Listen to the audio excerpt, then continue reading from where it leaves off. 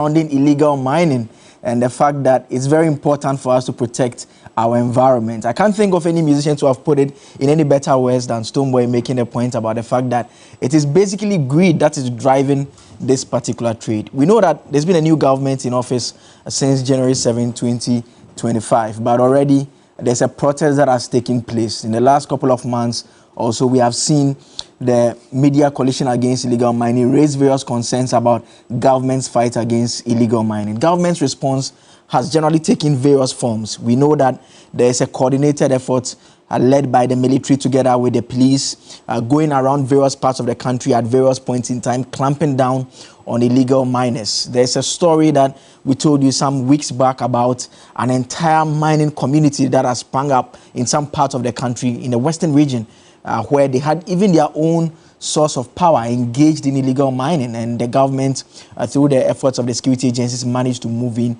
and clamp down on them. A number of arrests have been made over the period as well. We can also talk about the spirited fight between the government, state agencies, and Akonta Mining, a company that in the last couple of months, in the last couple of years actually, I mean, if you trace it back to the previous administration, we know that concerns have been raised about their operations in some forest reserve here in the country. The government did indicate that, well, the president, for that matter, the former president, did state that the company was not engaged in illegal mining as he was speaking at that point in time. That invited a lot of criticisms against the government and whether they were shielding the company because of the connection to a member of the government, the governing party. We know that the new government has since cracked the whip, revoked the license that had been granted to that particular company, and the expectation of many is that some further investigation and possible prosecution takes place on that leg as well. And so that has been the government's response. We can also talk about the water guards that were also introduced. That is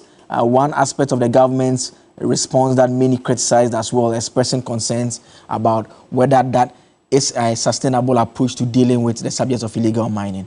And so all those are aspects of the government's response that has engaged the nation's attention in the last couple of months. And what we'll be trying to do this morning is to have a discussion around it to try and see whether there are still more that government can do to deal with the matter, or government is on the right path, and all those who are interested in the protection of the environment should be patient and trust that there's a new government in place and they can get the fight against illegal mining on track as we expect them to do. And joining me this morning for the discussion, Rashid Tanko Computer. It's not a computer in front of me, it's computer. Yes. He is the CEO of the Ghana Investment Fund for Electronic Communications, GIFEC, like you call it. Computer, it's good to see you. Great to be here. I mean, anytime I encounter the name, I'm tempted to ask, why computer? Well, it's my name. I mean, it's just like people call love. Some are called patience. Some say comfort. I'm called computer. Why computer? It's a name. It's a name. It's just that I was named after that computer. Do you know anyone? Do you know anyone on earth aside from me who is called computer? Maybe yet to see another person. People have started adopting it now. I know young people who are now interested in the name, maybe because of what I've achieved so far in my career, choosing career. So they are interested. People are now interested in picking up the name. So it's good. It's good omen. Good to be called computer. I mean, and so far, how has it been at GIFEC? Yes, and I am computer taking care of computers. You yes. know, GIFEC is all about people. I said that when I went there initially, the chief director of the ministry was saying, hey, there is Excellency John Dramani Mahama can be smart. He has brought computer to take care of computers. I mean, GIFEC is back to life. It's active now. I mean, it was completely dead. I mean, very soon we'll be coming with a documentary of the statue of GIFEC for your station to for Ghanaians to see how it was run down when people were all over the place talking about digitalization, not knowing that they were rather running down structures that are going to facilitate the digitalization thing, because our CICs, we call them community information centers. In fact, the districts are there. I mean, they are listening to you. You go, they've run it down. Some of them are used as either toilets, or they are used for other purposes which you don't understand. Locked down, some for 8 years, nothing has been done there. Even the computers they provided them are virtually been stolen from the centers. And some you whip from other Ghana. I mean, so we have a lot in our hands to try to revamp GFEC and bring back this basic ICT learning and information in the rural areas, especially the underserved and unserved communities across the country. I visited about 8 regions for the past week, and it's a sad mood for Ghana. I mean, from Volta, Oti, Northern Region, Upper East, Upper West, Bono East, and then Savannah regions, completely run down. So we have to reactivate the structures to make sure that GFEC is... I'm not surprised a lot of people didn't even know what GFEC was about, because these structures were completely run down. Previous administration, under His Excellency John Dramani Mahama, his first term, started putting up those CICs, Community Information Centers, chiefly to bridge the digital divide. And it was basically the digital transformation centers that is being run by ITU, which is focusing on trying to bring people closer to digital world. And that was the brain behind it. And you know, His Excellency John Dramani, a former communication minister, he understands the need to have this one at the rural areas. Now, these people came 8 years and just ran it down completely. I mean, so the story that we have seen for a lot of the agency is that the finances is also a big problem. Do you have the same challenge as well? Did you find, are there funds available for your operations? Because you're supposed to be extending these services to various parts of the country. Of course, you should expect this kind of this thing. For instance, when I came in, I went to check at the warehouse, and I realized that they had done a lot of procurement in the last quarter of 2024 and dumped them in the warehouse. I mean, so what was the reason for procuring them? Procure items, some about 2 years back, and they are just rotting off at the warehouse. That's how they dissipated our resources at GFEC. But right now we are picking up. It's an agency which is not fully subvented by government. I mean, to work with the telecos and all that. So we're trying to reorganize the place, restructure the place, and reset so that Ghanaians will benefit from it. And it has even started. You can see that GFEC is now in the forefront, it's the foreburner, and things are getting on better because we are trying to make sure that the good people of Ghana enjoy their fruit of labor, because whatever they are doing is for them. And you cannot run a state institution down like this and expect us to grow in terms of digital world. And so that's what we are trying to do. We are trying to maximize the resources that we have currently and make good use of it, and then make sure that it goes straight to what is expected. You know, especially these are rural telephony thing. A lot of the sites are not functioning. Most of the communities are cut off. They don't have network.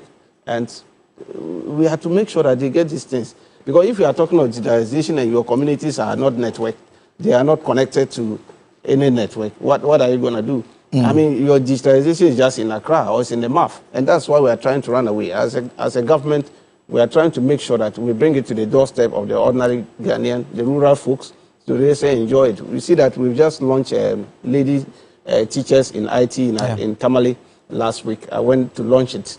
We're trying to target our female teachers in IT, especially the second cycle institutions, and train them well so that they can use the digital tools to enhance their teaching and learning activities in their schools. And this is what GFEC is going to focus on seriously this year and then the coming years. Then that will help us, our 1 million coders thing that we are doing, because we are providing the infrastructure for the 1 million coders. And then so we are going to focus on it seriously this year. And it's an exciting times to be in Ghana this time around under His Excellency John Dramani Mahama, because he understood this thing very well, and that is why he's pardoning us back to make sure that we do the job.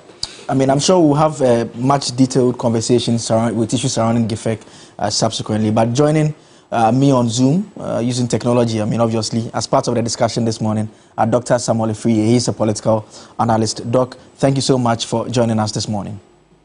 Yes, good morning, and I hope you are doing well, and also special greetings to Computer. And I didn't know that his name is Computer, but I think that we also try to add it to the names of other people. We thought that this was a guy name, you know, in school. We call some people AK Computer, AK this, you know, but I think it's the first time knowing that that is his name. I greet you, and I hope you do well in your area that has been assigned. I wish you well. All right. it is well. He says he said you there. Doc, I want to start the conversation on Galamsey with you. And the question really is that, so we saw a former government that had a lot of difficulty to deal with the illegal mining. Let me just quickly acknowledge, I'm sure you may have seen him, Richard Kumado. He's a security consultant. Mr. Kumado, good to see you once again. Thank you. Thank you to everyone. Thank you to Computer. Thank you to everyone. Great.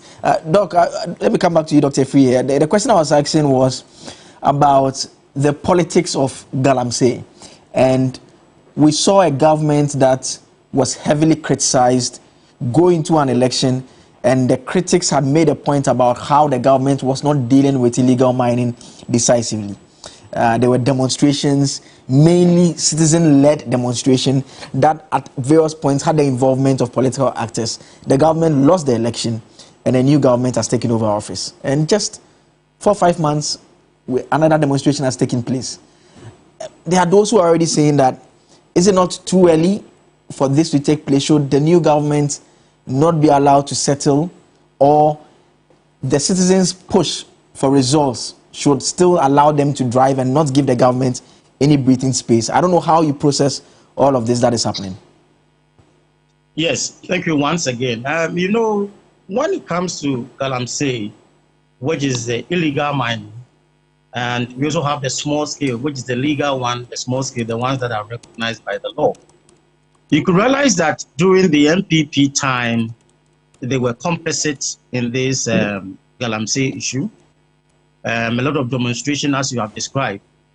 It just indicates that the government then was not able to resolve or handle the issues of Galamsey.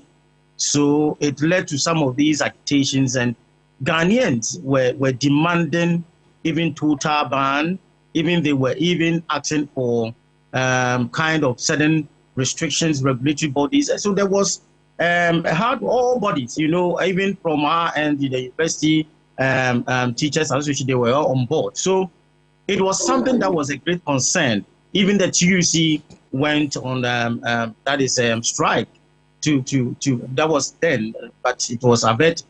You know, so when you look at the concerns of Ghanaians, illegal mining is something that is much being seen as a major problem because of the implications in relations to these health issues. We're talking about water and other things.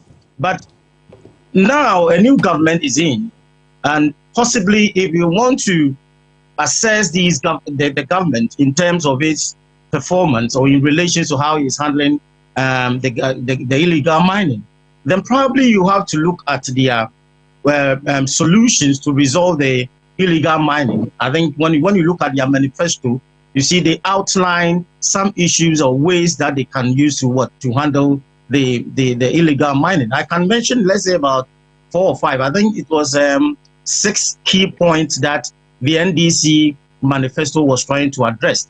One of them was placing a ban on new mining activities in forest reserves. So the question is, has the government done that? Well, we've seen that the Minister of Lands, Honorable Boa, is trying to handle some of this, and even gave an indication that about 6 forest reserves has been banned for not undertaking some of these mining activities. The second is about amending the mineral law to impose severe punishment on mining in water bodies. And I don't know how far it has been done in terms of the mining law about imposing severe punishment.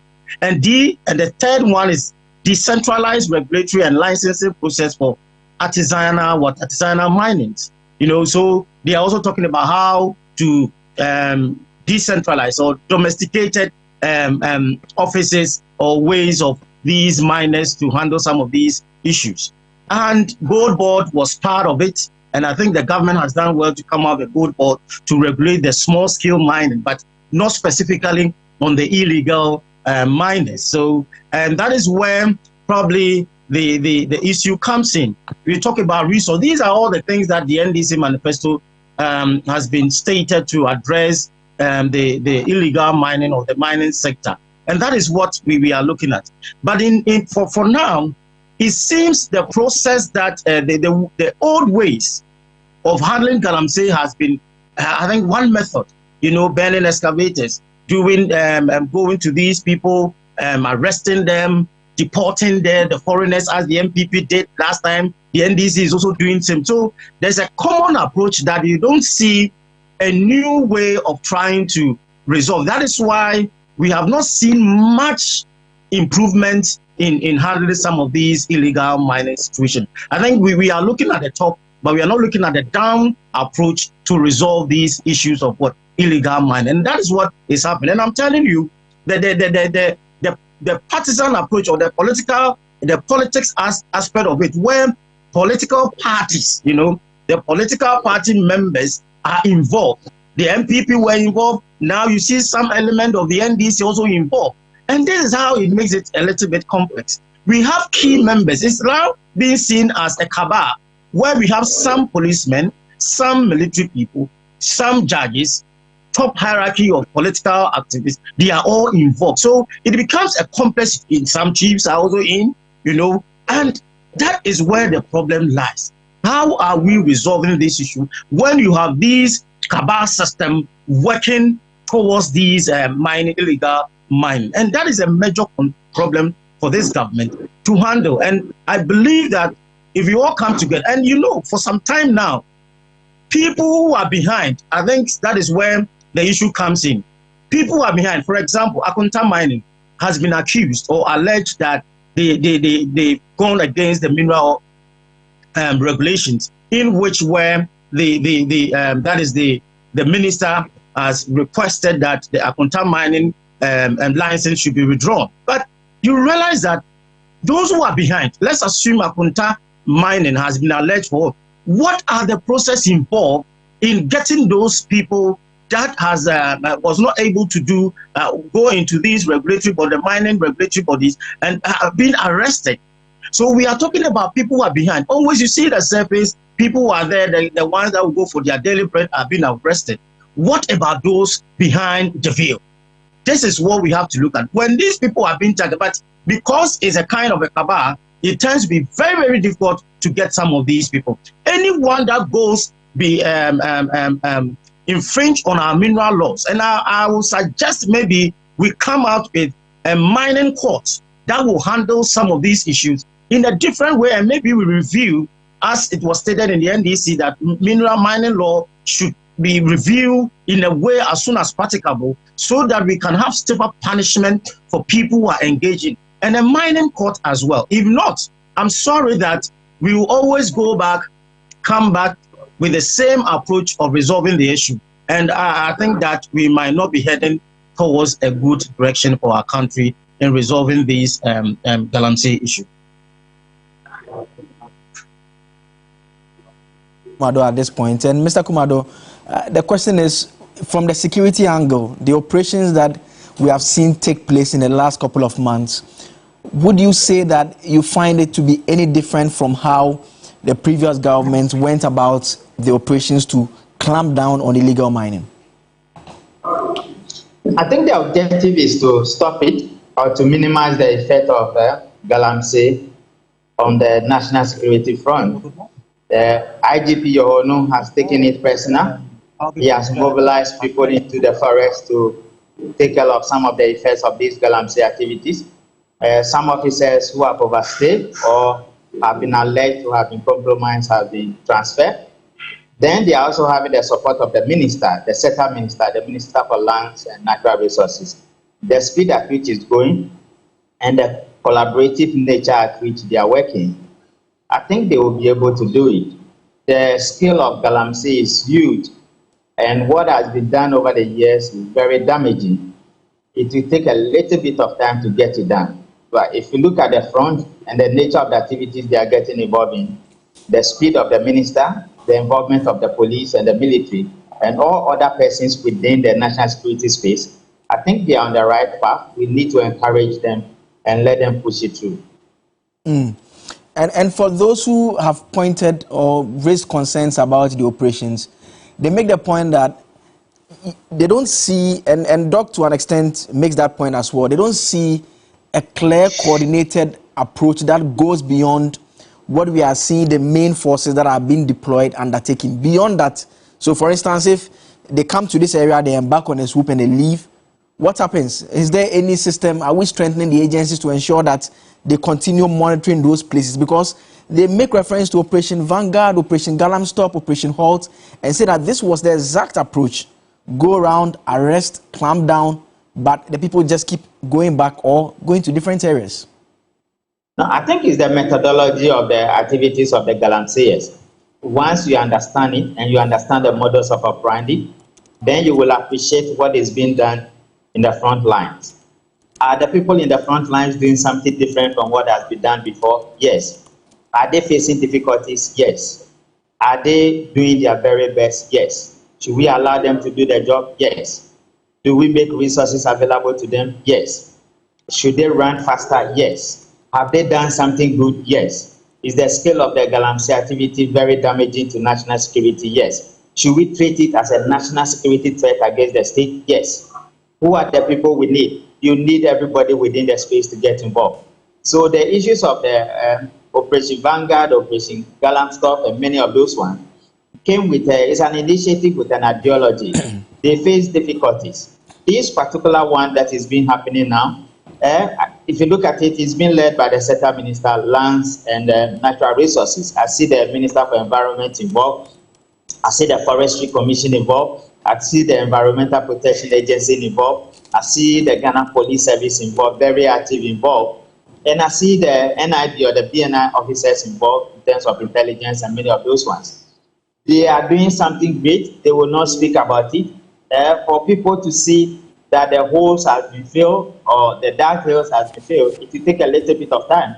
If you look at the water body surveillance team they set up, it's something to give them the first-hand information. If they are able to coordinate it properly, and they are able to put up 2,460 like they promised, and even add more, I think they might be getting the results. Let's give them a little bit of time, but I can stand with, and I understand people who said they are not seeing the immediate fruit of what they are doing. But are they doing the work? Yes. Will it take some time? Yes. Do they need more time? Yes. Should we encourage them to do more? Yes. And are they on the right path? Yes. And that is where we are today. One of the difficulties the NDC government is facing, it was the civil society organizations and the ally. My understanding is that the ally, is it 2642, will be repealed when Parliament reconvenes, and a new one will be laid. I think that would bring a little bit of energy, and that would bring a little bit of collaborative effort from the community engagement officers within the field, that you are going to have civil society organizations coming to the fore again in collaboration with government. It was the ally that is creating a little bit of confusion in the front lines. And once that is resolved, with the determination of the minister and the resources made available, we should be able to get it done. Recently, if you remember, the Minister for Environment was pleading with the president that, Mr. President, we see the excavators before we see the grow wings and the fly. Let's get something different done. These are all people who are determined, once they face difficulties in the field, they will speak about it. Am I convinced that they are doing the work? Yes. Are there difficulties there? Yes. Would they be able to overcome them? Yes. Do they need time? Yes. Should they do it? Yes. Let's encourage them and let them run with it. Particularly when this threat has become a major national security threat facing our country. And Mr. Kumado, just a bit of a follow-up on a related matter, but not directly to the Galamsey, a security-related matter. The demonstration that took place yesterday. I mean, in the last couple of years, we have seen under various governments, demonstrations take place very close to the seat of government, the Jubilee House. But in the last 4 years, that area was basically declared a no-go area for protesters under the pretext or explanation that it was a security zone. Yesterday, we saw protesters late in the night stationed just close to the seat of the government. And for we, the ordinary people who don't have the security competence or eye to understand what is happening, they can't help but ask the question, the place was a security zone in December, November. This year, it's no longer a security zone, or what has changed about it?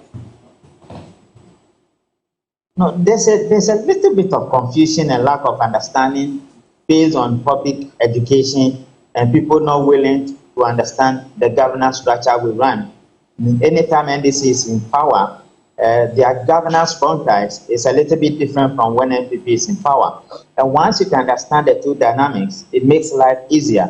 But from straight up national security point of view, the presidency, that whole environment, even if you don't describe it as a security zone, we describe it as a sensitive zone. Within sensitive zones, there are levels of activities that are allowed within specific period of time. What I saw yesterday, as at about 8:30 p.m. when I left the place, you see heavy security officers there, making sure that they call off a particular area closer to the gate of the Jubilee House. What we have to do as a nation is to be able to educate our people and create a flexibility where you might want to demonstrate which is your right, but there are some other rights you must look at. Where we borrow this democracy from, which is America directly, people say the White House. If you have been to America before and you look at the way the White House is designed, where you see the people going is a little bit actually too far from where the presidency is. And there are some corridors you don't cross it. When you cross it, they put a gun in your head, irrespective of whoever you are. Where we cited the Jubilee House is a bit of a problem. But then again, you must understand the speed at which we move from the Osuka state to where we are now. Recently, you have a problem where a private citizen have a militia hanging around a place closer to the Jubilee House. And you have houses in close proximity, which means that we are not doing bad. We have not done background checks of the people who stay around 100 meters, 500 meters, or 1 kilometer to the Jubilee House, which in itself is a security threat. What then do you do? Describe the place as a security zone, describe it as a sensitive zone, and make sure that some level of activities are allowed within specific premises or within specific timings, and make sure that you have enough security to take care of the excesses. But as a country, there's a long way to go, and there's a long things we have to do properly in this country to ensure that our governance is enhanced and our democracy is sustained. Other than that, there are difficulties ahead. With regards directly to the demonstration yesterday, I think they left a little bit earlier than the times stipulated. I don't know what happened. So we have to wait and see what happened today and tomorrow. But kudos to the security officers and to the demonstrators. Well, let me come into the studio now and come to Dr. Computer and pick his thoughts on that. But I mean, my good friend has joined us in the studio, Nanayaw Sapon, Senior Political Aide to Alan Kojo Chairman team. Do you have any problem with anything I've said so far? In introducing you, no, you have your usual look like you are getting on the defensive quickly. No. Okay. I mean, I'm just admiring your necktie and then. Good morning to Computer. It's been a while I saw Computer. No, he's my brother. Yes, we are both from. The only difference, that one I can't say. That's fine. let me start with Dr. Computer in the studio, and I mean, I'm just curious. I mean, as a party and as a government, how do you process what took place yesterday? I mean, barely, you've not even done half of a year in power, and already you've been hit by your first demonstration related to illegal mining, and there are those who will read into it and say that, well, it means that you are not dealing with the matter, or you hold the view that these are motivated individuals who wanted to do what they wanted to do. Very well. You see, the hypocrisy of certain personalities in this country is becoming legendary. It's just becoming too much, and we must face it, and we must let them know that, look, you see, if people are hypocrites, let's describe them as hypocrites. This government is less than 5 months. It's just 4 months. Now getting 4 months, right? The last part, after we beat the MPP administration, December 7, 2024, that last part, they imported a weight of $6.2 billion of excavators into this country. What was it meant for? What did they bring the excavators for?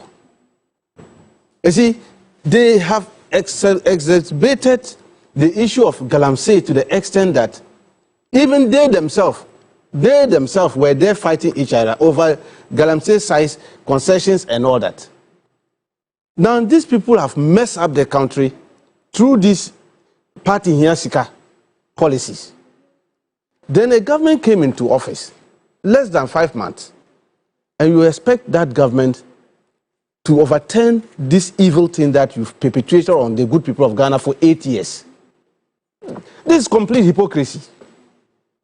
And these are the things going on in this country, and that's why we are where we are. Damn hypocrites. But you see, that's their constitutional right to go on demonstration. They can continue doing their demonstration. But you see, this is a plus to His Excellency John Dramani Mahama. I'm happy you are close by.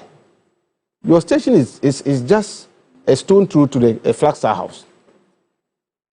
Under their regime, they use all manner of adjectives to describe the Flagstaff House. Even people to pass through there, they need to scan you. Blockage upon blockage. I remember the demonstration we went when we were talking about this thing. These Galamsey issues and all that. You see the people, they arrested and go and dump them at the cells and started prosecuting some of them. Several of them, just because they demonstrated against the president at the seat of government. They said they shouldn't even come near there. But what happened yesterday? The president is a simple man. In fact, he has made the presidency to look like a chief palace. You know our chief palace, when you go up north, it's an ordinary place where everybody can go. You go there, you go and sit in the palace when they are even discussing issues. It's open. That is how His Excellency John Dramani Mahama has made the presidency. And that's why they enjoy themselves. You see, they were there. They even say they want to show footages and what they were going to show was NPP Galamsey sites. They destroyed all the forests for the 8 years they were in government. Do you think somebody can use 4 months to do this kind of distractions they were trying to show? I mean, is it fair to describe them as hypocritical in the context of the Akan adage that they say that, I mean, they are looking at the signs in the morning and they think that, well, they don't want the distraction to get to the level that you are blaming the previous administration, so they are sounding the alarm bells now. Those who led the demonstration yesterday, when the previous administration was there and they were destroying and stealing excavators, fly letter, did you see any of them demonstrate against the NPP government? Did you see them? They are hypocrites. Did you see any of them demonstrate? All those people who were doing there, I know them. They are fanatics, NPP fanatics, hardcore NPP supporters. If this is how they are going to revamp their party, then they have a lot to do. I mean, the argument will be that those who also joined the protest in the past, they also didn't join yesterday because their party is also in power.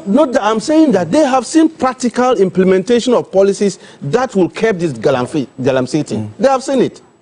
We are doing a lot of activities that will stop this community that you mentioned.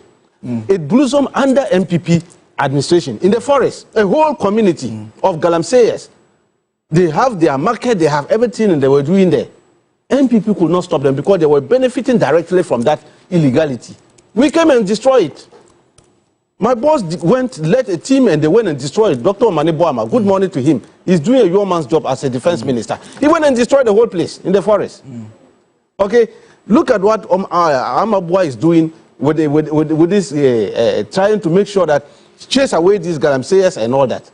We have arrested a good number of foreigners and send them out. You know why we are sending them out? That policy of sending them out. Look, why should we use our hard-earned currency to feed these criminals again? Because when you put them in prison, you are going to feed them. Is that not true? I mean, but is that not the position your party took in opposition was different from that view? Because I remember when the decision was taken to take Aisha Wan out of the country, your party was not quite happy with that. That was not the case. This one is different. Aisha Wan case was completely different. This was a whole minister, was senior minister who sat on a press conference and was trying to say that if they prosecute him, it's going to damage the bilateral relationship between Ghana and China. And then they were looking for some money. That's not the case here. But the similarity in that is that if someone has broken our minerals and mining law, the laws provide that he should be prosecuted and sent to jail. We are saying that those people were brought by NPP. All these people we are arresting, these Chinese people, were brought by NPP. They brought them into this country. And they brought them. That's a serious. No, it's not. It's not an allegation. I don't know how you can justify that. How, my brother. How do you know? How do you connect that the party procured visas or they I don't know how to process the allegation you're making. Look, I am saying that party here, Sika, which people made the statement, wasn't not MPP leaders. It wasn't not MPP leaders. When they fought, Bisu now is going to face charges. Is that not true?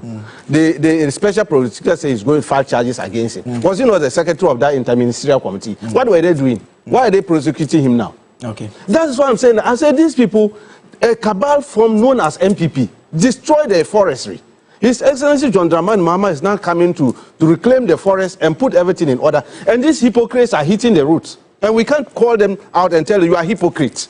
You were there when they were excavators were running and flying like wings.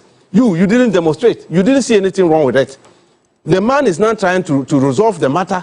He's putting his feet. Do you know that His Excellency is still putting the government together?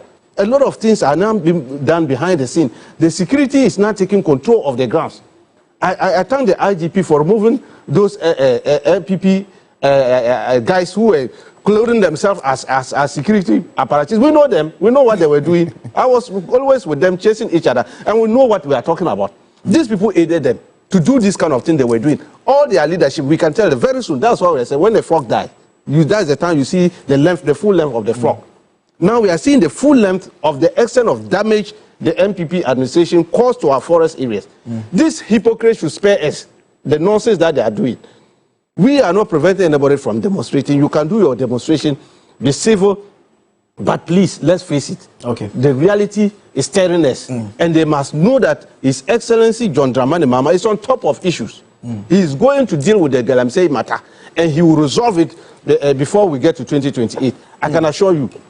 I mean, let me come to you, Nana. And Nana, I know as usual you want to do a bit of mop up before you come in, but there's an aspect of the conversation that I would want to pick your views on, the issues surrounding the protest culture and the fact how the government handled it. I have seen a video of the Deputy Attorney General go over to the Jubilee House, the frontage where the protest was taking place, late in the night. He had gone to engage the protesters. He said he had come to find out whether there had been any arrest, anything untoward had happened, whether everything had gone according to plan. He was satisfied. He spoke to the police officers as well and left. So, I mean, how do you process how the government has handled the protest? That is one. Then the second aspect of it is whether it's too early for the protest to even take place at this point in time. A very good morning to you, my brother, and good morning to your cherished viewers. Interestingly, before I got here, I got a call from Tamale Polytechnic.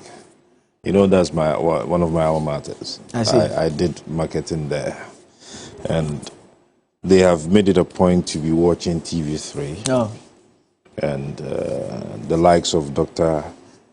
Jacob Abudu and the rest, and the administrators. And so a good morning to them. And I would also use this opportunity to congratulate. They should keep their down there, Tamale Polytechnic. They should keep their, they should just keep watching TV. They shouldn't change it. Yes. And congratulations to my senior brother.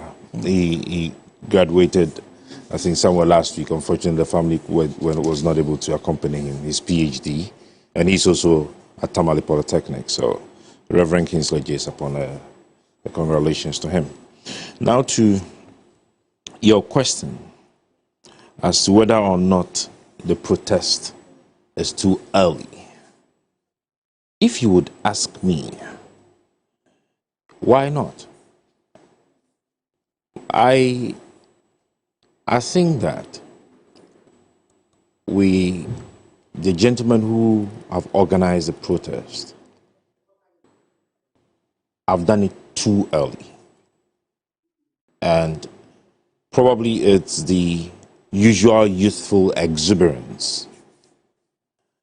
What I was thinking should have been done was for us to have a nationalistic discussion on the matter of Galamsey, and to see whether or not, as your topic had put it, discuss the methods, the procedures, the systematic approach that the minister and the government has put in place or triggered. And then we can analyze it if indeed it can achieve the goal for which we kicked a government out and brought them in. You understand me? Now, the last protest on Galamsey was in December, if I'm not mistaken. And there was a change in government. Now, are we able to discuss the approach by the minister? Compare the approach to the suggestions we had made. We in the Movement for Change had made a suggestion that there should be a withdrawal of all licenses and certificates and leases of all small-scale miners. We should withdraw them. We should audit them, see whether or not they are still valid, to see whether or not the basis on which these leases and certifications were given were still valid. Now, the minister has gone a step to withdraw some of the licenses. I think the very last ones that were issued. That is where we have a case. We say no. Yes, you've tried to do it, but once you're doing it, you do it in a holistic manner. We are not just saying that withdraw the ones that have just been issued. What we are saying is that withdraw the, at least for the past 10 years, let us do a proper forensic audit of these leases and licenses. Now, they have expiry dates, and they go for renewals. Some of these companies that have theirs expired have never gone for renewal. Some of them have the leases, they have the concession, and they are acting criminals. Why? Because they have gone ahead behind their certification and documents they have to sell their concessions to other small miners, some of whom are not even registered companies. You understand? Number two, we had suggested that there should be an absolute control of the gold market by government. When government has absolute control, then government can properly regulate the activities of gold. So they went ahead and they put in what they call the gold board. All right.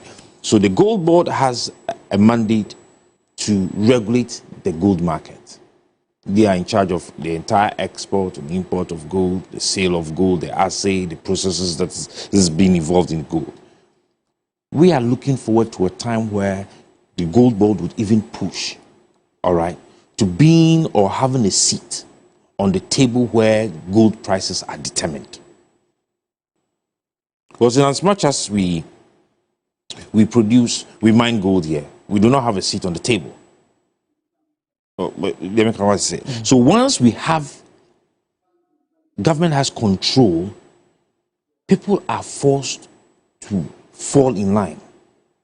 Now we have these gentlemen who go to do the galamsey, and they come, and because it's an open market, they sell and they go. They have the market.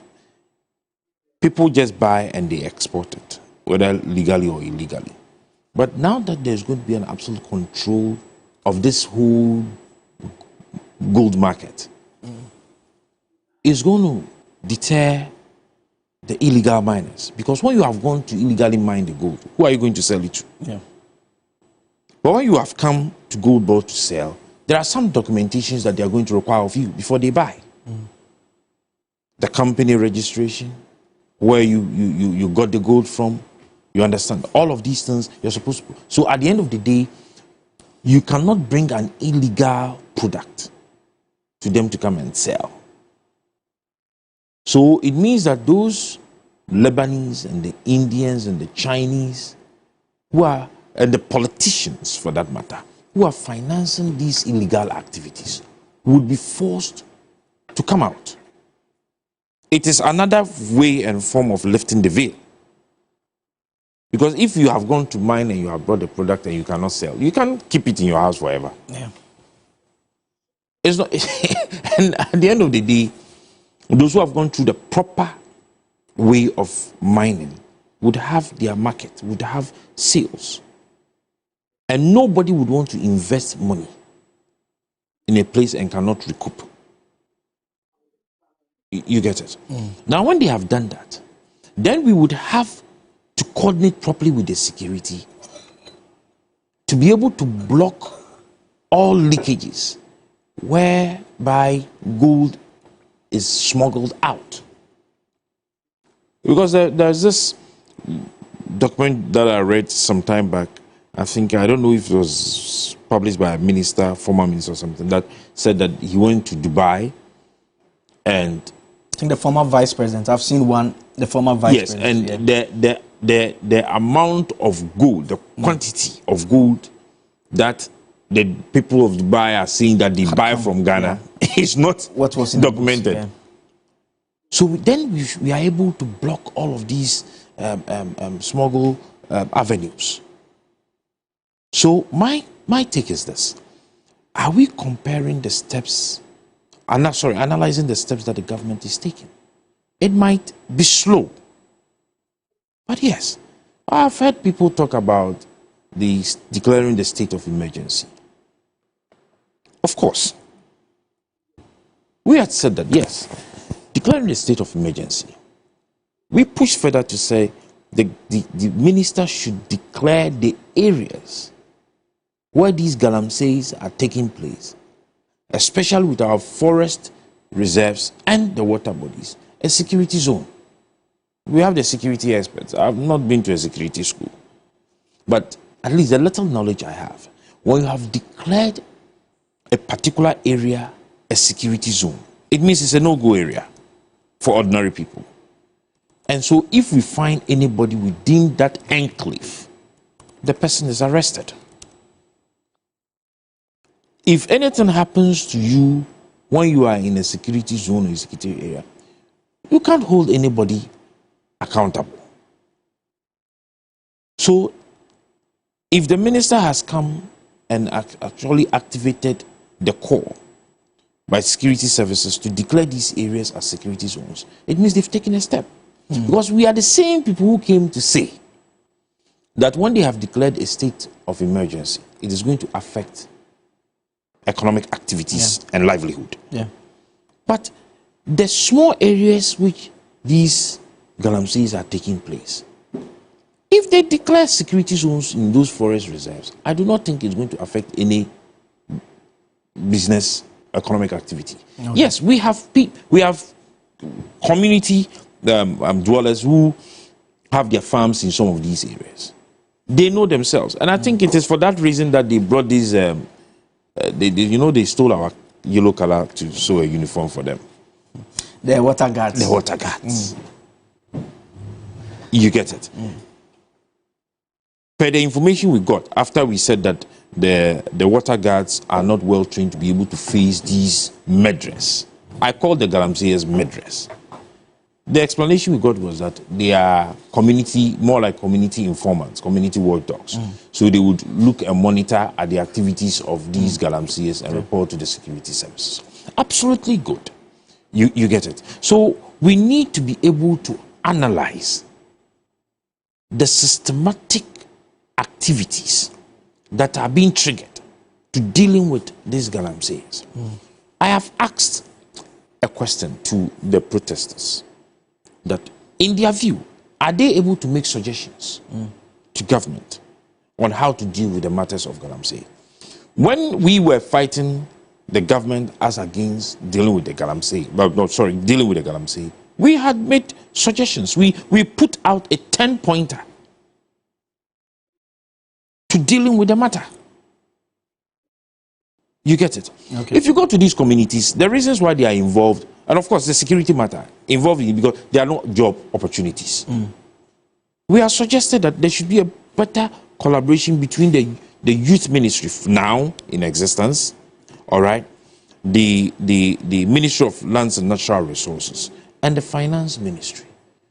Okay, so that because these people are much interested in the mining, you are able to consolidate them, put them together, look for resources, money for them, get them proper training, get them to form companies that can be involved in proper mining activities Then they use modern technology. Okay. Not in our forest reserves. That one is a no-no. area. Not in our water bodies. That one is a no-no. We need to grow them. Okay. All right. And once there is the Gold Board is here, Gold Board should be able to go out there, look for loans, syndicated loans, whatsoever they want to call it, come to invest. You get it? Okay. Then we are dealing with the matter. But if we always want to go out on the streets and demonstrate, of course, it is our right. But at the end of the day, to what end? Okay.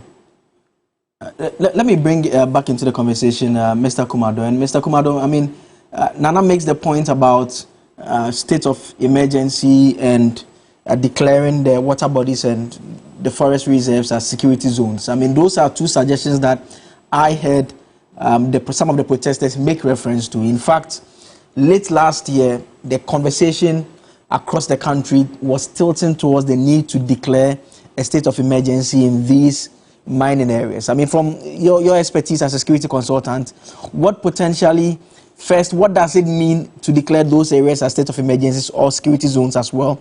And why do you think the previous government clearly didn't buy into that? The current government too, I've heard the CEO of the Gold Board, Sammy Gyamfi, say that, well, the state of emergency is not something that they lean towards. What does it mean, and why are the governments reluctant to heed to those suggestions? To the extent that the issue of Galamsey this morning has taken a political turn again, if we follow in that direction, we may not be able to find solution to it. I agree largely with many of the things my brother Nanaya has said. Two of the ones he said, which I want to stress on, in line with the question you are asking, is the area being declared a security zone. In a security zone, predominantly, the predominant activity there is a security activity. And so if you are not a security officer and you are found there, you need to have high-level reasons to be there at a particular time. And should something happen to you, because it's predominantly a security zone, the levels of accountability on the part of those who watch over the place might be low from their respective authorities. But that is one side of it. The other side, Nanaya said, which we need to take seriously as a nation, is that if the predominant factor for which people want to go into Galamsey, particularly the young ones, is lack of job, which in itself is a security issue, then with all these money that has been stolen over all these years in the name of politics, and some of these people make noise all over the place, why are they not going into mining, or why are we forcing them into mining to compete with the foreign miners in this country? In that regard, government then can set up the structures and begin to regulate the activities of these mining companies, and which was also what Dr. Kwame Nkrumah Osajie set up. In my personal view, in line with managing these things, Galamsey in particular, which has been described as a terrorism activity being handed over to us, from a nationalistic point of view, we will need an institutional policy or a mining industry policy that ensures that some mining companies are set up in the name of the state and have competent people to manage them. In that regard, you might be creating jobs where you'll be taking many of these young people out of the forest, and you also have the potential of ensuring that they compete competitively. And once they are competitive and they can match up with any of the foreign mining companies in this country, in a way you might be reclaiming your forest reserve and your land that has been delineated. In that regard, you are managing 2 or 3 things at the same time. Nana also said the Gold Board to go out and look for money and set up some of these industries in the small scale or larger scale, like I'm saying. If we put our heads together and put all hands on deck, I believe we'll be able to do something like it. But you know the question you are asking got to do with NDC MPP politics. In that regard, I'll run away and leave the floor to my brother Computer, who does it far better than I do. Let me stay on the Zoom still and go to Dr. Efie now. And Doc, I mean, what more can governments do? I saw what you did in your initial statements, try to point out what the government promised and aspects of it that they failed to implement so far? Beyond those ones, what can they do to really get the people on board that something drastic or significant, or that we are at least heading in the right direction in ending illegal mining? Yes, thank you very much. And you know, when you look at the general concern of Ghanaians, I think Ghanaians has these three key areas that they want government to handle, to resolve that. I think that one is what we are discussing, the state of emergency, and also temporal ban on small scale. I think Nana has talked about it, that it's not feasible that you can, because the mining economy in some of these areas, you cannot underestimate their impact. So we have to be very careful when we talk about banning some of these, and that is a small scale.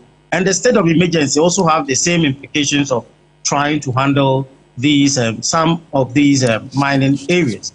But I think the last one is what the government is trying to handle, clamping down on all Galamsey sites. And I think that is what the government is aggressively trying to remove those kind of Galamsey sites that is being done, I think, for some time now. You know, we have a legal regime that, or we have a level that the government can go to the extent when you are handling some of these illegal mining. And some are laws that need to be changed. Some are local kind of stakeholders, because it's I think this Galamsey issue is not just some few days that it came, or just 8 or 3 years. I think it has been with us for all these while, and the way we have been handling it is what is making it more worse day in and day out. So it can't be resolved within the shortest possible time. It is not easy, I'm telling you, because it is now being institutionalized in terms of that the thing is illegal, but now it's being seen as like is something that is acceptable to all of us because of the kind of people, because of the people that are behind. And that is where the issue comes in. I am for people that will go for the mining, because the goal is for us and we are supposed to mine. But at the end of the day, we should have a certain kind of legal regime and environmental system that will help all of us. Because when you look at the approaches of the NPP and the NDC proposals, all of them has three key areas. It has a common areas that they are all looking at.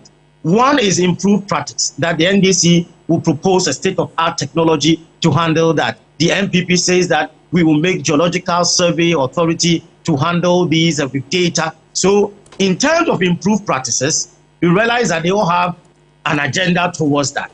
Then late, you also come to the second one, greater regulatory oversight. The NDC proposed that they want to recategorize mining in Ghana into small scale, medium, and then large scale. The MPP also saying that we want to simplify small scale mining license regime. So it has all the approaches. The proposal for the MPP and the NDC in terms of the manifesto has these commonalities. But when it comes to the ground, when it comes to the approach, that is where it has some issues in terms of how they handle. Because the third issue is about government support. The NDC proposed that they want to firstly set up a mining equipment pool in each small scale mining district. The NPP says that they also want to utilize reclamation fund to implement. So it has a common view of handling they all have a strategy of handling that, which depends on these three areas. But on the ground, what is supposed to be done now, what is supposed to be done in medium term and long term. But I think that the NDC government is handling the third aspect of what? Clamping down all Galamsey side and then trying to move on to another.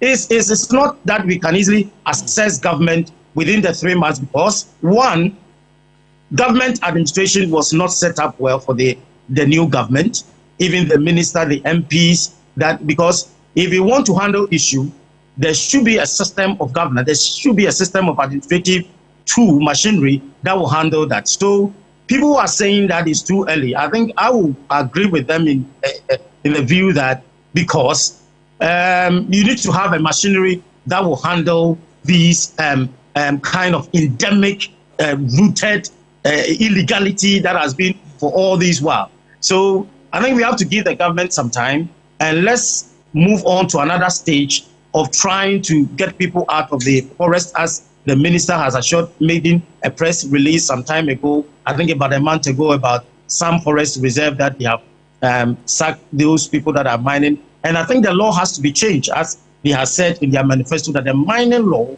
need to be what? To be changed, or need to be reviewed for stiffer punishment, and also to ensure that all these. But I will end by saying that there should be a local participation in handling some of these Galamsey issues. What we have been doing is all these while is that it's from the top. But I believe that we should have a bottom approach in trying to resolve these Galamsey. Let the local people be part of the process of handling these Galamsey issues. And also the role of the chief is also critical. The land belongs to them. And if you also don't get involved, if you don't make them involved, it can also aggravate, or still the thing will be a submarine approach. We see at the top, we've clamped all of them in the night. People will go, at least people might be trying to handle these things in a subtle way. And I believe that we all have to have a concerted effort for all this one. All the TUCs and everybody, stakeholders, should try to help in this resolve about these Galamsey issues. So I think that is what I want to add in terms of the government. All right, Doc. I'll come back to you on the other conversation, Doc. But let me come to Dr. Computer now. And I mean, the question that I asked the security analyst, which he says I should put to you, is the point about why government, you don't want to implement the drastic measures, because when your party was in opposition, the general consensus of everyone in the country was that, well, we should declare a state of emergency. But now we are hearing suggestions that, well, your party may not have necessarily agreed with that point. And also the water bodies, that they should be declared as security zones, such that if you are found there, it constitutes a crime. And you have to now explain to us why you were there in the first place. Very well. You see, government has taken bold initiatives that will curb these evil things. In fact, I described Galamsey as evil. Even during our campaign time, we said it because I visited a lot of the Galamsey areas during the campaign to do training and all that, Western North and on the Western region. Sometimes you are traveling along the route, and people are just digging. They are digging. They call those areas digging. You are just digging around. As I speak now, it has stopped. Most of them, they have stopped. The roadside nonsense has stopped. Because people have come to realize that His Excellency John Dramani Mahama, he meant business when he says he's going to stop this Galamsey. Now you hardly see people on the roadside digging. You don't see it. Even sometimes you see them digging behind police stations. I saw one like that around Amenfi areas. Now all those things have stopped because, you see, he's ready to fight it, and he's fighting it. Let me say good morning to loggers at DVLA.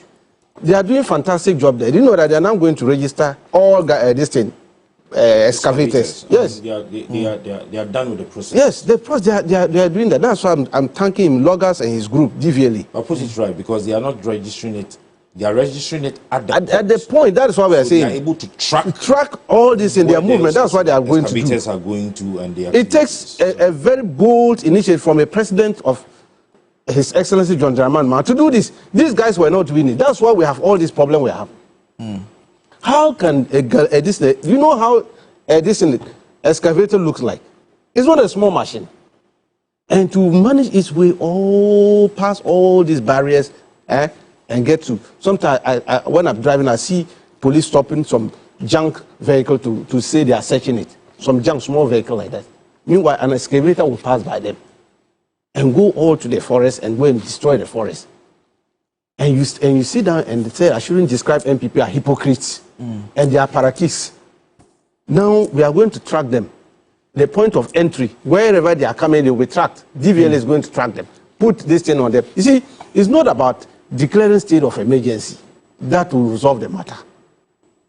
It is the presidency, the will of the ruling class to curb this. If the will is not there, you can declare state. Didn't they form what they call ministerial subcommittee on what and what to deal with Galamsey? After they formed that committee, Galamsey expanded. Because they didn't have they were just doing propaganda. TV cameras, sit on TV and announce initiatives. These are how we are going to I'll put my presidency online. Meanwhile, his presidency was not online. It was in his bedroom. And they were doing everything that they were doing to make sure that they destroy the forest. These are the people we are talking of. But the will is there. This is the president who has the will. He's saying that, look, I am going to deal with the matter. He has shown it. And he has given all. That's why he told us his appointees, if anything sincere of evidence come out that an appointee is involved in this galamsey, you even run away before the man come after you. And you know what he can do? You remember the Abu Gapele issue? He's the president, he meant business.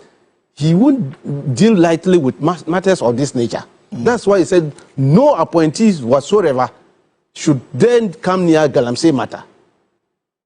Because he's willing to deal with the matter. We are doing this because of generation to come.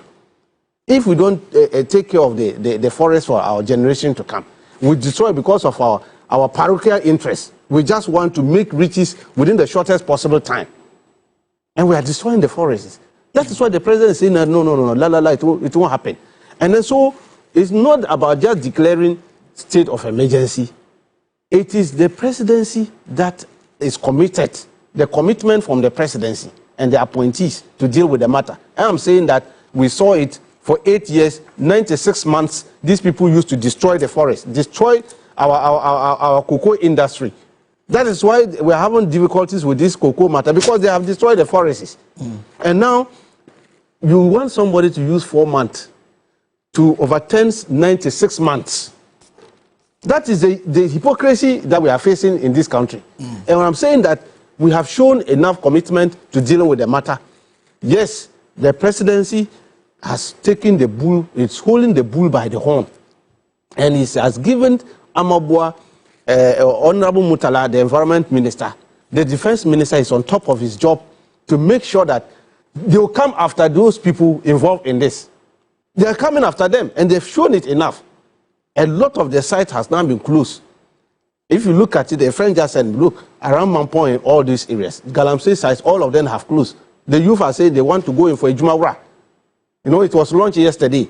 Yes, it's targeting them. Ejumawura, a lot of them, they say, oh, now they've seen the president has shown way. He has launched this Ejumawura. Why would they go and risk their life in this site? They want to go in for that. That yesterday alone, 100 of them, Galamseyers, have gone to sign on to the Ejumawura. This is how you deal with the matter. You create job for them. They won't go to the pit again because they know it's risky. They can easily die. They can be buried in there. This is what we are doing. Not you go and form your ministerial committee and then you are selling this in excavators and sharing among themselves and say, party here, ska. And then you are blindfolding every Ghanaian to believe that you are fighting Galamsey. Meanwhile, you are not doing anything. So these are the things we are going to do. It is not about just coming out on paper and say, I'm going to do this, I'm going to do that, declare a state of emergency, declare that. Of what use if I'm not committed? If the government is not committed, we can declare state of emergency, yet we are not committed to it. And people will still go and do it. Because if you have client officers who are going to take care of that areas, and they allow them to do it in the evening, what are you going to do? Okay. And so it's the commitment we are talking of. It's not about waste of mouth, like we saw in the 8 years of NPP. They were just talking to us propaganda. Every day, pure spewing out propaganda. And behind it, ministers, MMDCs, were involved in Galamsey's party chairman, party secretary, party women organizers. They were all involved in Galamsey's. CEOs were involved in Galamsey's. We have evidence. We have it. I mean, one who asks, why I said they are there. That's why we are going to come after them. So I want to go after all those. After you wait and see. I say we are not starting. We haven't gone anywhere yet. We just 4 months. We are warming up. By the time we are done with these people, you will see what we are going to do. We'll come after all of these people. I'm happy the serious fraud, how did they call them? SPU. OSP. The OSP is coming after them one by. The dockers are ready. They will come after them because these people, they won't get away with this. You can't destroy the country, destroy the forest vegetations, our cocoa industry, and now turn back, get your small hypocrites and put them together and say committee should go and demonstrate. Just to create an impression that something was not happening. When you use 96 months, that's 8 years, to destroy the forests. Okay. They should shut up. Let me wrap up with Nana Yaon. When I hear the politicians speak like this, I'm excited because the records will be there. Of course. Tomorrow. I mean, eventually. we will be seated here. Yeah. Of course, I will look at And when we lift the veil, Yeah.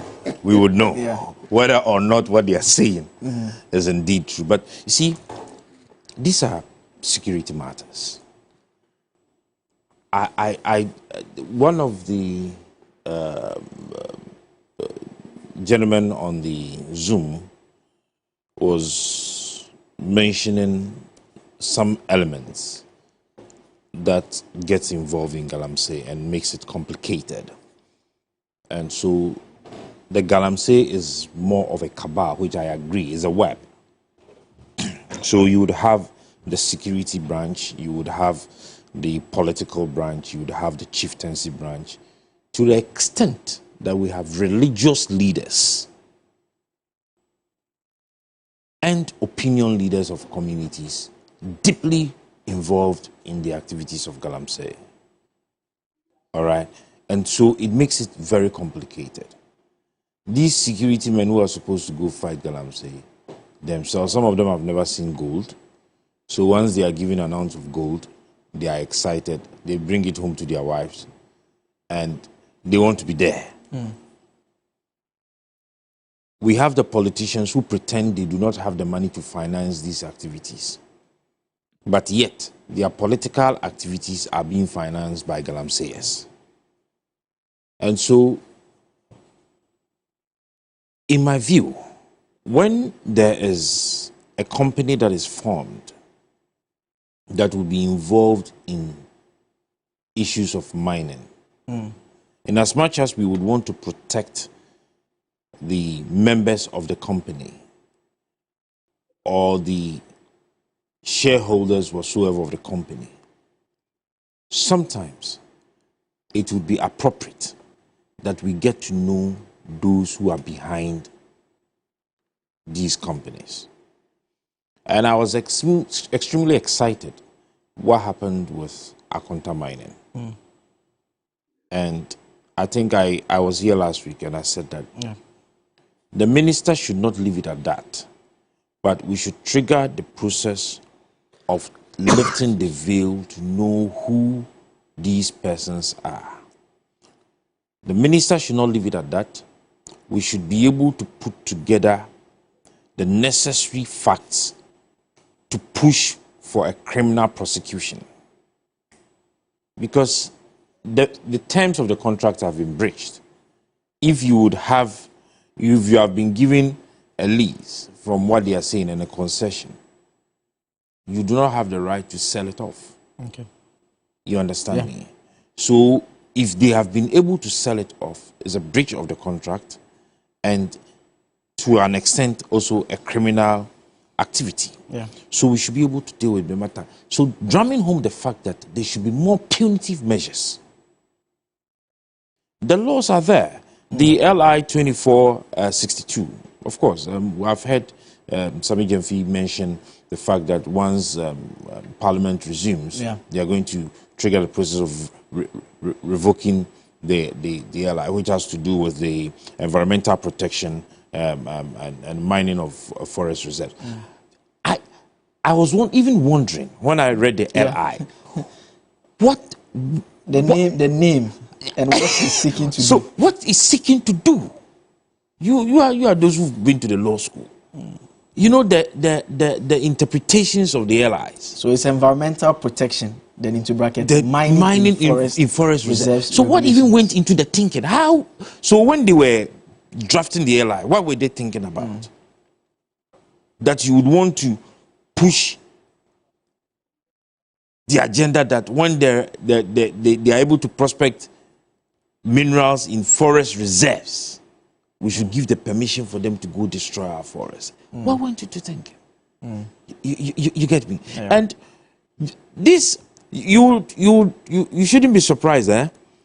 Those that sat down to draft this LI, the bill before it became an LI, probably were not just politicians. We had technical persons involved. So where was their patriotic self? And that's what we've been saying. We need a mindset change in this country.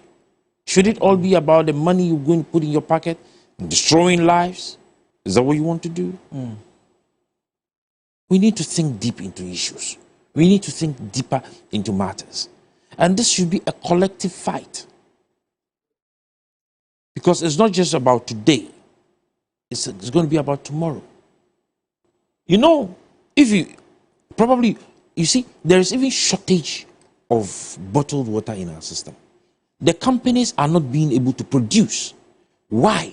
Because of what it takes to be able to clean these waters before they are bottled. The prices are going up.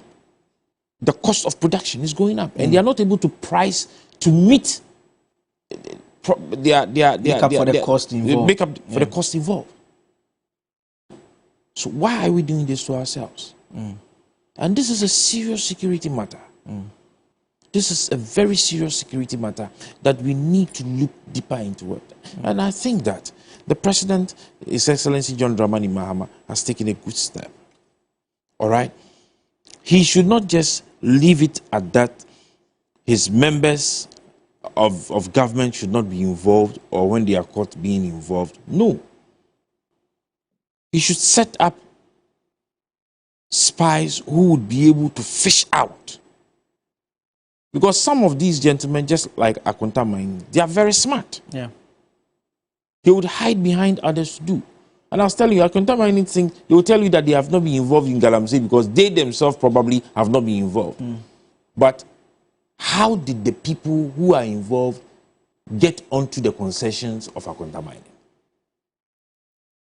And so there will be people who are in government,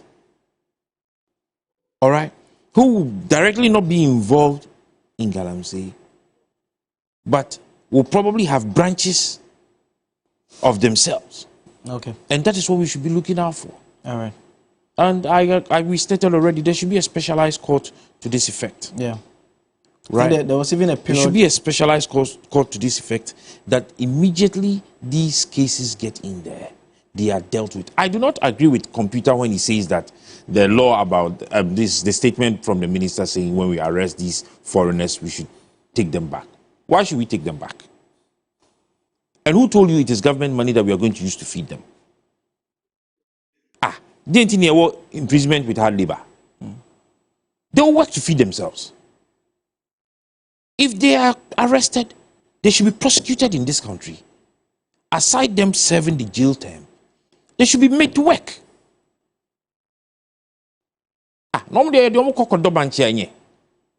If we are not able to go and mine in their countries, and they've come here to come and mine, they shouldn't send back to their homes to comfort. No, we should suffer it all here. Because if at the end of the day, we jail them and we use them for labor work, the monies that we would generate, we would use some to feed our people, some for development, and we will use the rest to also feed them. So I do not agree when you want to hide behind the fact that we are going to use our money. Who told us our money we are going to use? They would be made to work. Okay. They should not be pampered. I mean, Computer, you guys should think about it again. Right. This is. I mean, at least what we know from the Aisha Juan example is eventually when she was sent out of the country, she came back and she continued her activities until she was arrested and prosecuted and eventually sentenced. But that is it by way of our discussion this morning. There's this statement from the Gold Board about 3 suspected gold smugglers arrested by the Gold Board Security Task Force. They have been remanded into custody by the Circuit Court, and we are told that the 3 suspects were arrested. They were engaged in a trading of gold in Kumasi and Accra for Unique MM, a company allegedly owned by one Musa Salifu. The suspects were arrested at their private residence around Atenga Junction in Kumasi, which has been converted into a gold trading center. The arrest was based on a tip-off from a whistleblower that the suspects were purchasing gold at black market rates for the purpose of smuggling. And so this announcement was made by the Director of Investigations at the National Security Chief Superintendent Osman Al Hassan, who disclosed that an amount of 1.9 million cedis, 4,500 rupees, and 4,363 kilograms of gold, 2 counting machines, a CCTV recorder, and an Indian passport were found in the possession of the suspects. And we know that the Gold Board, one of the issues that they will be trying to deal with is the smuggling issues that have bedeviled the sector for so long beyond the illegal mining sectors. But my guests this morning have been Dr. Samuel Efriye, is a political analyst. He joined us via Zoom. Also on Zoom was Richard Kumado. He's also a security consultant. Richard Kumado, a security consultant, joined us for the discussion. And in studio, Nana Yao Sapon, senior political aide to Alan Kojo Chemantin, also with the movement of change as well. Obviously, Alan Chemantin is with the movement of change in his nice smoke. You see the smoke. My brother just sent me a text. He said I should tell you that he bought me the smoke. How can you imagine? Okay, it's good. It's good I acknowledge it. Then you are just telling me. So we thank him very, very well for giving you the smoke. I will not say what you want to say, but we can thank him subsequently. He knows what he has to do. We thank him subsequently. And Dr. Rashid Tanko Computer is the CEO of GIFEC, also joined us in the studio as well. Doc is being asked to take a second look at the government should take a second look at your approach, wanting to send the illegal miners out of the country as against prosecuting them right here in the country. And Omani Buama on the IPAC. And so Jerry says I should say good morning to you. He's a demonstrator. You say he's going to join the demonstrators. I don't know what he's doing over there. That is our show this morning. I want to say a special happy birthday to my very good friend, Deborah Lankwe. Yeah, my classmate. A special... Your very good friend? Yes, my very good friend. She's actually my classmate. It's her birthday today. Deborah, you enjoy your birthday. Cookie Tea is wishing you as well. I don't know what she's saying. Cookie Tea is shouting. I don't know why Cookie Tea is shouting. We need to also use this opportunity interrogate to thank the good people of Bimbilla constituency. I wish them well. That's my hometown. Hey, they are nice people. Yes. Oh, King Tech nice is yes, His Royal Highness. He completed Tamale Secondary School. Yes, it's the regent of Bimbilla. Greetings once I wish them well. I wish everybody well there. Yeah, greetings once again to the people of Tamale. When Nana said... Yes, Tamale is my someone sent me a message. My friend I enjoy the place very well. I see. My friend Abdul Malik in Tamale sent me a message. Yes. We are actually watching us. Okay, so greetings to everyone in Tamale. Thank you so much for joining this segment of the show. New day continues. Stay tuned in. I'm Joseph Akable.